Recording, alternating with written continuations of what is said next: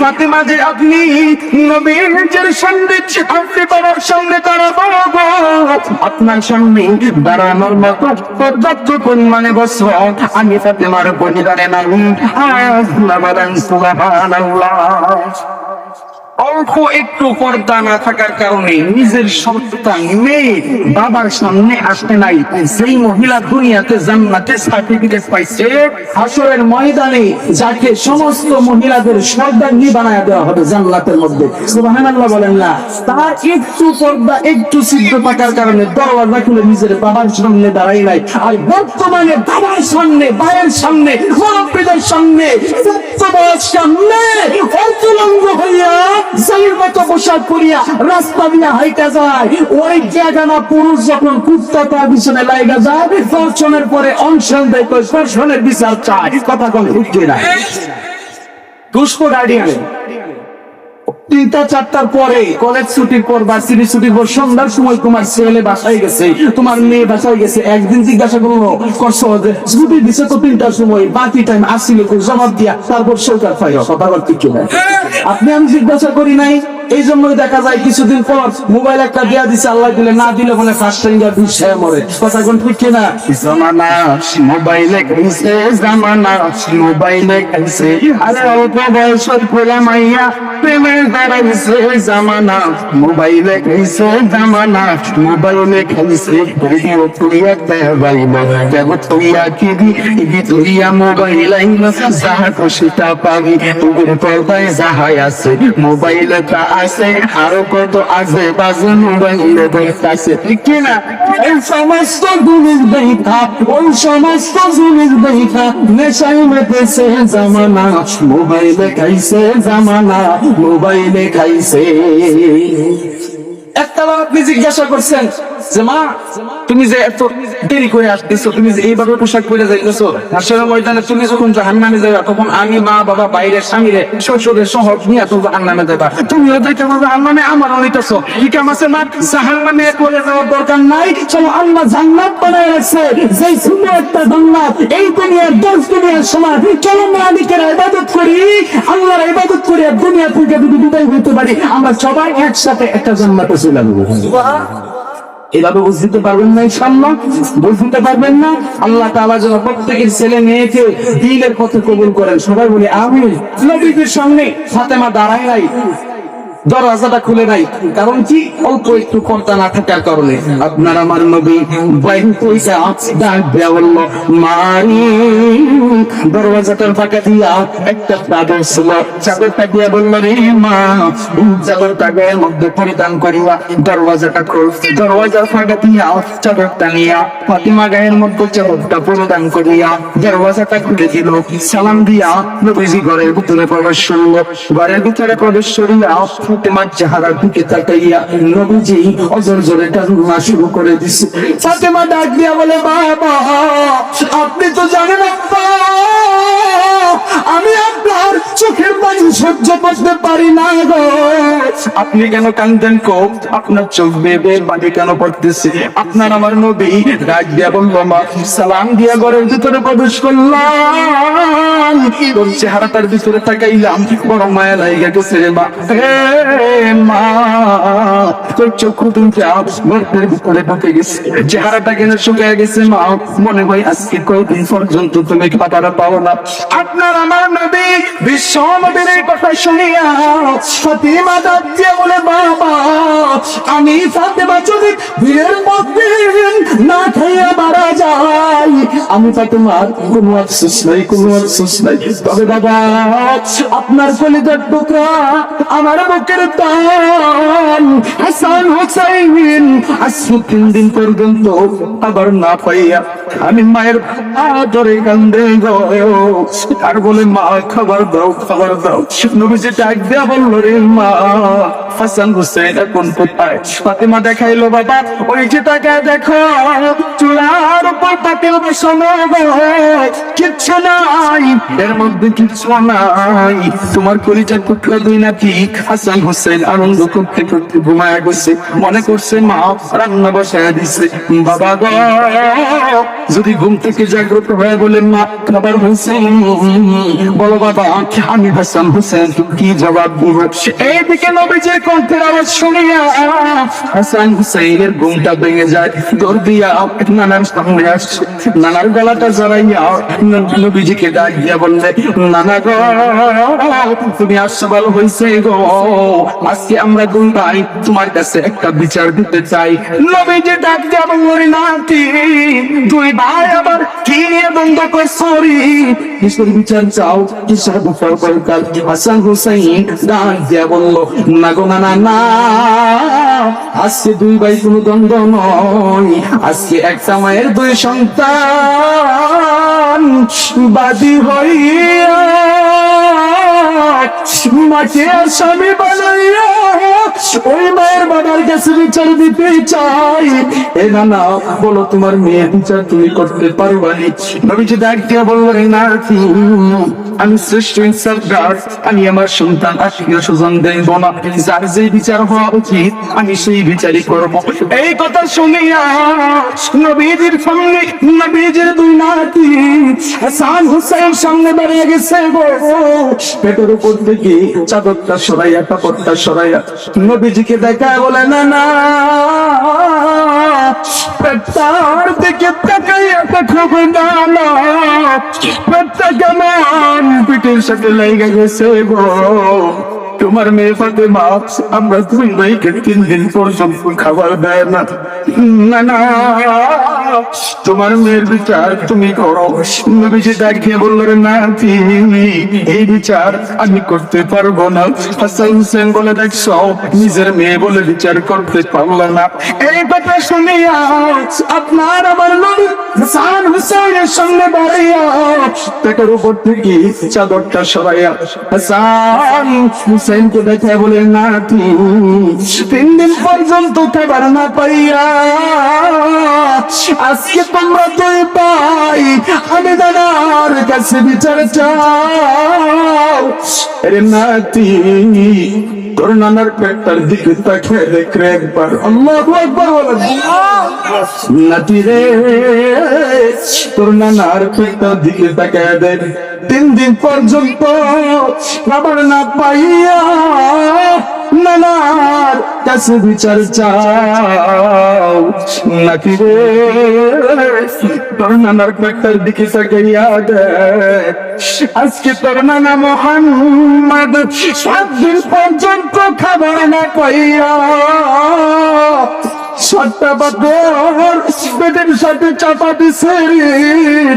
নাকি বল সেই বিচারকের নিজেই 7 দিন পর্যন্ত খাবার না পাওয়া ওই বিচারক 3 দিন না খাওয়ার বিচার কেমনে করবে?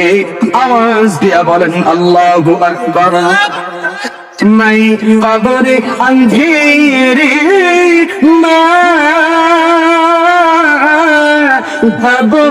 घबराऊंगा जब तन्हा,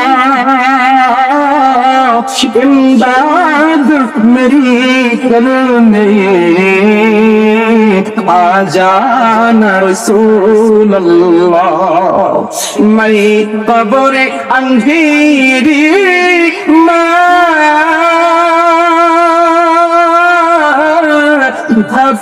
घबराऊंगा जब तन्हा, इमदाद मेरी करने आ जाना रसूल अल्लाह। रोशन मेरी सुरबत को मिला जरा करुणा, जब न जाता है आका दीदार अता करना, दीदार अता करना। ला इलाहा इल्लल्लाह, ला इलाहा इल्लल्लाह।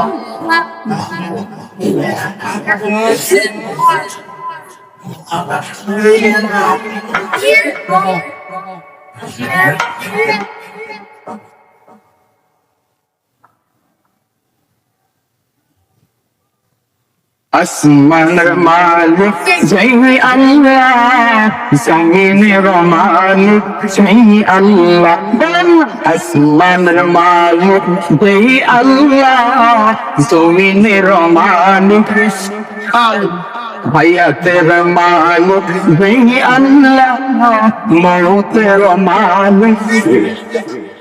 লা ইলাহা ইল্লাল্লাহ, লা ইলাহা, আরো জোরে লা ইলাহা ইল্লাল্লাহ, লা ইলাহা। পর্দালের মা, যুবক ভাই, বাবাজি, এই জন্য বলি ওই নবীজির জীবনী তোমার আমার জানতে হবে। নবীজির জীবনী তুমি আমি জানি না, সাহাবীদের কষ্টের জীবনী তুমি আমি জানি না, এই জন্য সাহাবীদের আদর্শ তুমি আমি মানতে পারি না, নবীজির আদর্শ সুন্নত তুমি আমি মানতে পারি না। পর্দালের মা, যুবক ভাই, বৃদ্ধ বাবাজি, বান্দা বান্দি, এই জন্য বলি এত কষ্ট করছে তোমার আমার নবী আমার আল্লাহ বলেন, এ দুনিয়ার মানুষ, যদি আমি আল্লাহর ভালোবাসা পাইতে চাও, আমি আল্লাহকে ভালোবাসতে চাও, তাহলে আমি আল্লাহ একটা শব্দ লাগাই দিলাম রে, তারা যেন আমার রাসূলকে আগে ভালোবাসে। আমার রাসূলকে ভালোবাসার মাধ্যমে একটা বান্দা বান্দি আমি আল্লাহকে ভালোবাসতে পারবে, আমি আল্লাহর জান্নাত পাবে। আর দুনিয়ার মধ্যে একটা বান্দা বান্দি যদি আমার রাসূলকে ভালোবাসার মাধ্যমে আমি আল্লাহকে ভালোবাসতে পারে, আমি আল্লাহ আমার ওই বান্দা বান্দির জন্য দুনিয়াতে একটা পুরস্কার ঘোষণা করে রাখছি, সেই পুরস্কার দুনিয়ার কেউ দিতে পারবে না। পুরস্কারটা কি বান্দা? পুরস্কারটা হলো কত গুনাহ তুমি করছো, সাগরের ফেনা পরিমাণ গুনাহ হয়ে গেছে, পাহাড় সম পরিমাণ গুনাহ হয়ে গেছে, মরুভূমির বালির পরিমাণ গুনাহ হয়ে গেছে। আরে বান্দা বান্দিরে, আল্লাহ বলেন বান্দা বান্দি কোনো ভয় নাই, কোনো টেনশন নাই। বান্দা বান্দির গুনাহ করতে মজা লাগে, আমি আল্লাহ বান্দা বান্দির গুনাহ মাফ করতে মজা লাগে। সুবহানাল্লাহ। বান্দা বান্দিরে, আমি আল্লাহ তোমার জন্য পুরস্কার ঘোষণা করে দিলাম রে, যত গুনাহ তুমি করছো না কেন রে, আমি আল্লাহর রহমতের দরজাটার দিকে তাকাইয়া কোনো বান্দা তওবা করতে পারো, কাঁদতে পারো, ক্ষমা চাইতে পারো, আমি দয়ার আল্লাহ তুই বান্দা বান্দির যত গুনাহ হোক না কেন, আমি আল্লাহ তুই বান্দা বান্দির তামাম জিন্দেগীর গুনাহগুলি মাফ করে দিব। আওয়াজ দিয়া বলেন সুবহানাল্লাহ। ইনশাআল্লাহ তওবার জন্য শর্তগুলো তিনটা, কয়টা জোরে বলেন? এই তিনটা শর্ত বইলাই ইনশাআল্লাহ শেষ করে দেব। তওবার জন্য শর্ত কয়টা? জোরে বলেন কয়টা? এক নম্বর শর্ত ইন্নামাল আমালু বিন্নিয়াত, নিয়ত ঠিক করা। বুখারী শরীফের সর্বপ্রথম হাদিস, ইন্নামাল আমালু বিন্নিয়াত, নিয়ত ঠিক করা। কি ঠিক করা? আচ্ছা, সুরে বা ডাকাইতে যদি চুরি করার জন্য যায়, ডাকাতি করার জন্য যায়, গরু চুরি করার জন্য যায়, তারা যে একটা গ্রুপ আছে, দল আছে, তারা যখন পরামর্শ করে, তারা কিন্তু নিয়তটা ঠিকভাবেই কইরা লয়, জায়গার ম্যাপটা কইরা যে অমুক জায়গায় যাবো, আজকে গরু বিদ্যা নিয়ে আসুন, নিয়তটা করে কিনা জোরে বলেন? জোরে বলেন, নিয়ত করে কিনা? ওরা রদানি দুই সাইডটা যাই, খাটান না খাট, নিয়ত কিন্তু আগে করে নিছে, চুরি একসাথে না, কথা বলতে কিনা? এই জন্য তওবা যদি করতে হয়, প্রথম শর্ত, এক নাম্বার শর্ত ইন্নামাল আমালু বিন্নিয়াত, নিয়তকে ঠিক করা। কি করা জোরে বলেন? নিয়ত ঠিক করা। আপনার আমার নিয়ত যদি গুজা ব্যক্তির মতো থাকে, নিয়ত যদি ভালো না থাকে, তাহলে তো আল্লাহর দরবার থেকে আপনি আমি ক্ষমা আনতে পারবো না। পারবেন জোরে বলেন? এক ব্যক্তি ছিল গুজা। কি জোরে বলেন? গুজা। কথাটা খেয়াল করে শুনবেন। এক ব্যক্তি ছিল গুজা। তাম দুনিয়ার মানুষে আল্লাহ বানাইছে সোজা। দুইজন ফেরেশতা আল্লাহর কাছে গেছে, যাই কই আল্লাহ তাম দুনিয়ার মানুষের বানাইলা সোজা, এইটারে বানাইলা গুজা, আল্লাহ খুব কষ্ট লাগে, একটু সোজা বানাই দাও না। আল্লাহ কয় ফেরেশতা রে, তোরা যদি বলছি তাহলে তোরাই তো ক্ষুধা থাকবি, আমি আল্লাহ যাবেন তোমরা তা জানো না। আচ্ছা যাও, এত কইরা যখন কইতেছ, দুনিয়াতে যাও, যায় দেখো বান্দারা আমি আল্লাহর কাছে কি চাই, যে কোনো একটা দোয়া করতে কো। ফেরেশতা যেটা চান্স পাইছে, এবারে গেছে দুনিয়াতে, ওই বান্দার কাছে, গুজা ব্যক্তির কাছে যায়, আসসালামু আলাইকুম। ওয়ালাইকুম আসসালাম। আপনি কেমন? আল্লাহর পক্ষ থেকে ফেরেশতা কই কি ভিআইপি পার্সন হয়ে গেছে, ভিআইপি না খালি সিআইপি, আমার পুরো ফেরেশতা হচ্ছে। আইসি তো আর কোথায় সাথে আইসি না, অনেক হারাধুর্য করে আইসি, অনেক কষ্ট হলে মতিরা দিছি। তো কি লিখে গো আমি কি একটু কষ্ট লাগে না, আমি যে গুজা কইটা আমার কোল লাগে, সারা দিনের মানুষ সুজা আমি আর ভাই গুজা কষ্টটা ই কই। আচ্ছা একটা চান্স আছে আমি লেগেছে, কি চান্স? যে কোনো একটা দোয়া আল্লাহর কাছে করুন, আল্লাহর কাছে দোয়া করতে দিই, আমি দোয়া কবুল করতে দিই। গুজা ব্যক্তি টেনশন বেড়ে গেছে, শুরুতেই তাই নিয়তে গোলমাল, মানে কি দোয়া করবো এইটাই খুঁজে পাইতেছে না। আইসুরে এমন টাইমে কি দোয়াটা করি, ফেরেশতা কইছে এটা বাবা এটা তৈল না রে, কি তো ভাবছিলাম এবার ছেলে বললা শুধুই কইবো যে আল্লাহ সুজা বানায় দেও, আমরা তো আইসি তারে সুজা বানাবেন লেগা, কথা কোন ঠিক না। ওই আসলে এটা নিয়ত বন্ধ কর, চান্স কিন্তু আছে চাইবো, জারে ভাই মন দুনিয়ার মধ্যে সব হলো সুজা হলো বুঝা, একটা কষ্ট আছে না চাইবো। আচ্ছা কোন কি দোয়া, ওই এরকম টাইমে আইসো, এরকম সময় আইসো, কি দোয়া করি করতে 3 দিন সময় দিলে হইতো না গো, ওবো কইরা হ্যাঁ বাকিরা যাবো গা। আচ্ছা ঠিক আছে তাহলে 3 দিন সময় দিলাম, 3 দিন সময় দিস, 3 দিন পরে ফেরেশতা আবার আইসি গো। আমিও তো বুঝছি নিয়ত করছুন কোন দোয়াটা করবেন কহ, ফেরেশতা একটা একটা গুতা এইবার খেলাই মনে কর আমি সুদা হয়ে গেছে, একটা একটা সুদা হয়েছে একটা কহ এবার খেলাই কাজে দিব। তাড়াতাড়ি কই আপনি কি নিয়তটা করছেন, কোন দোয়াটা করবেন? কয় নিয়ত করছি আল্লাহ তো দুনিয়ার মধ্যে আমার কোনো কিছু কম দিছে না, মোটামুটি ভালাই দিছে আলহামদুলিল্লাহ। তো আল্লাহর কাছে আমার একটাই তো, আমার মনটার মধ্যে একটাই কষ্ট। কি কষ্টটা গো? তারা হুন্ডা শিখেছে, আল্লাহ সারা দুনিয়ার মাঝ ছেড়ে বানাইলো সোজা, আমারে বানাইলো গুজা, এই একটা কষ্ট। ফেরেশতা একটা করতে দেখছো কষ্ট যেহেতু তার ভিতরে আছে, অবশ্যই দোয়া এই করুন। কইতেছে কত তাড়াতাড়ি দোয়াটা কইরা কি দোয়া করবা? আমার একটাই কষ্ট, আল্লাহ সারা দুনিয়া আমার ছেড়ে বানাইছে সুজা, আমারে বানাইলো গুজা। আমি আল্লাহর কাছে কোনো দোয়া করতাম না, কোনো কিছু চাই না, যেহেতু একটা দোয়ার চান্স আল্লাহ দিছে, তাহলে আল্লাহর কাছে আমার একটাই দোয়া, একটাই চাওয়া, আল্লাহ যাতে সারা দুনিয়ার আমার ছেড়ে আমার মতো বানায় দেয় গুজা।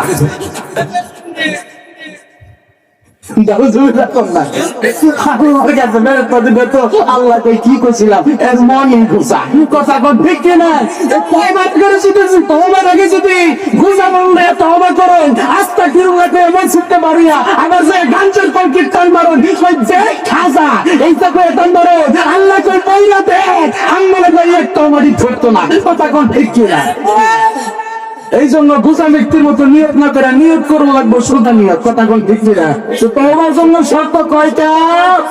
ভগবানের পিছন থেকে আওয়াজ দেবো না, তওবার জন্য শর্ত কয়টা? সবাই 3 আঙ্গুল দিয়া তওবার জন্য শর্ত কয়টা? মাশাআল্লাহ নামান 1 নাম্বার নিয়ত ঠিক করা, কি ঠিক করা?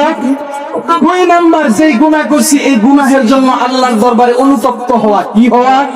মানে লজ্জিত হওয়া, কান্নাকাটি করা।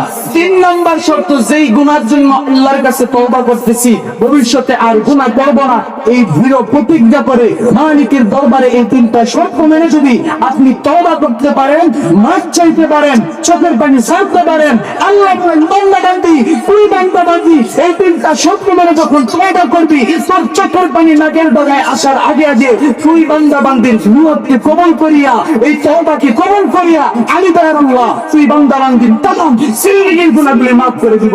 আল্লাহু বলেন সুবহানাল্লাহ। তো যতটুকু আলোচনা করলাম ভুল বেআদবি